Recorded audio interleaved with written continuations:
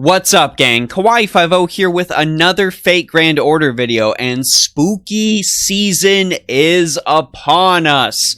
Unfortunately, we're kind of in the middle of a dead week right now. So the question is, what can we do? Since I love Halloween so much, I really wanted to do something that was a little more Halloween-centric and something that was a little more fun. So here comes this video. I went and I dug through history and I found 4 of the creepiest real-life people that I think could be fantastic Halloween or just all-around horrifying additions to Fate Grand Order.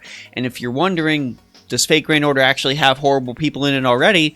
Yes, Jack the Ripper is in it, G. de Ray is in it, Charles-Henri Sanson is in it. There are a lot of people that have done a lot of not very good things in Fate Grand Order, so it's not like there isn't precedent. If y'all enjoy this video, be sure to go ahead and like it and potentially subscribe. And who knows, if this does well, maybe I'll look into doing something about some more horrific, monstrous, scary things to put out for another October Halloween-themed video. Go ahead, let me know.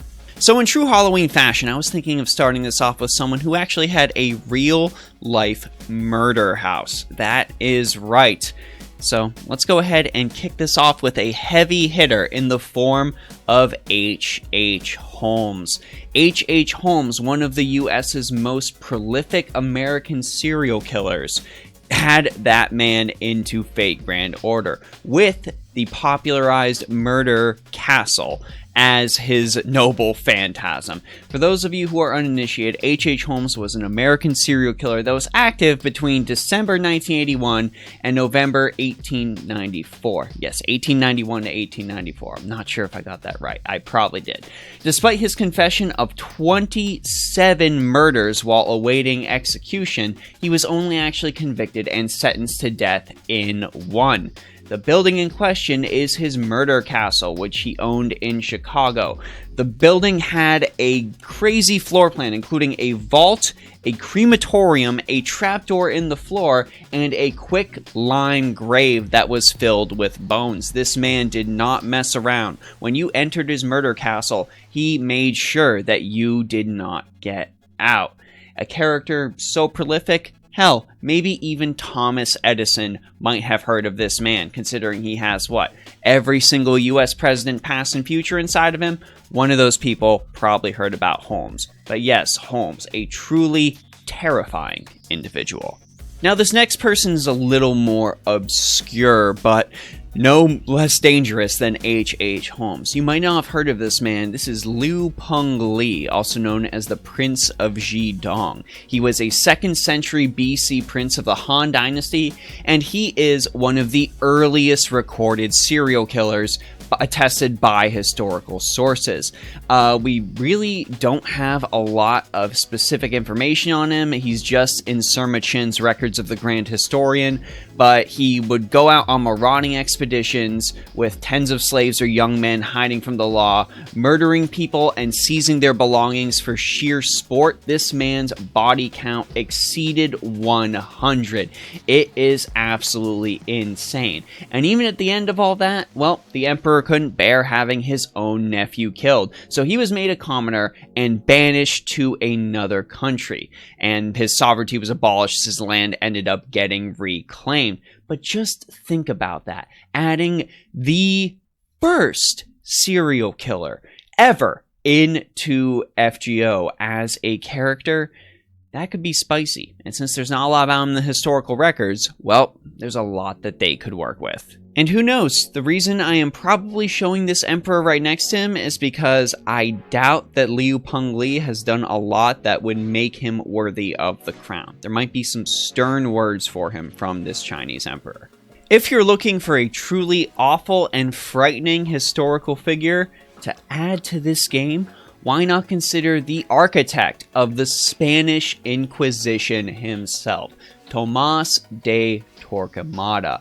This man was the first Grand Inquisitor in Spain, and if you've read anything about the Inquisition, well, there's a lot of things on the Inquisition that I can't actively say on YouTube without getting demonetized. But just know, for a fact of the matter that there are some things in the Inquisition that would potentially even make child murderer Gilles de Rais go, damn, to the point where Gilles de Rais might find a certain kinship with Tomas de Torquemada in some sort of fashion. I mean, hey, he's trying to convert people to the same religion as Jeanne d'Arc, so it might honestly be okay in his book. They would probably totally pal around. If you wanna look up some stuff about Torquemada, I highly recommend you go and Google and try and figure out what happened with the Inquisition. But just remember that this man's name is synonymous with cruelty, religious intolerance, and fanaticism. So just like the other people on this list, don't expect good things to come from this man's inclusion.